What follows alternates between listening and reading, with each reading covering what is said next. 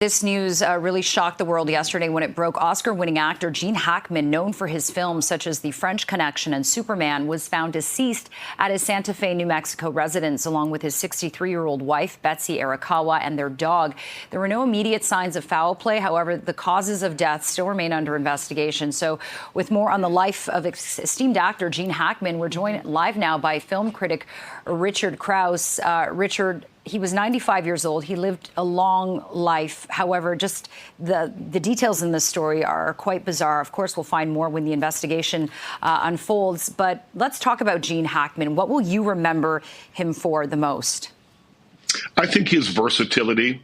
Here's an actor who could play Popeye Doyle, for instance, in the French Connection film, gritty, hard-boiled New York cop, and, sort of a coiled spring ready to explode at any second. And he could play Lex Luthor in Superman, a broadly comedic role.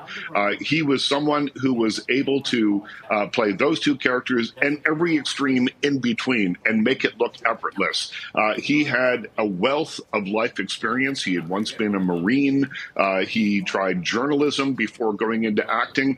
And getting into acting was not necessarily the easiest path for him. I mean, he went on to win 2 Academy Awards and make dozens and dozens of films. And even when he wasn't the top billed star in a film, he was always the star because of his charisma and talent and sort of effortlessness about it.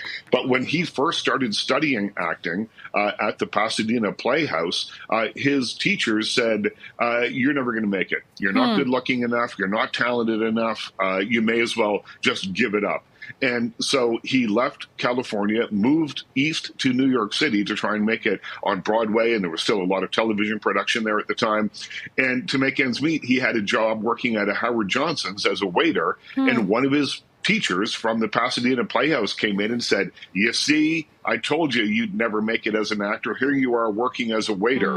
And that was a moment, he says, that pushed him to really take the craft seriously and prove that guy wrong. And he said that at that point, he decided that he would lie to people. He would cheat. He would do whatever it took to get an audition and to get an acting job. And from that moment on, that was about 1965 when that happened. From that moment on, 2 years later, he made Bonnie and Clyde, was nominated for an Academy Award, and started one of the most prolific and interesting film careers of the last 4 decades in Hollywood. Yeah, wow. What a legacy. And I mean, it's such a difficult time right now in Hollywood because we also learned yesterday, Michelle Trachtenberg, this actress who's known for so many of her roles, very young, Buffy the Vampire Slayer, Gossip Girl, Harriet the Spy. You know, I grew up watching that. I mean, certainly a lot of shock surrounding her passing too.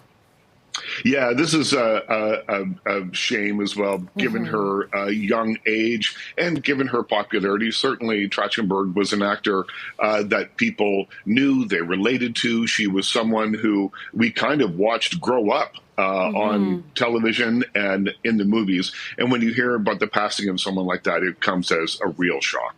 Yeah, absolutely. Okay, Richard, really appreciate your thoughts and your analysis on these 2 great actors. Thanks so much. Have a great weekend. And I think you're joining the show tomorrow as well. So we'll talk to you then. Thanks, Richard. Thank you. I'll see you then.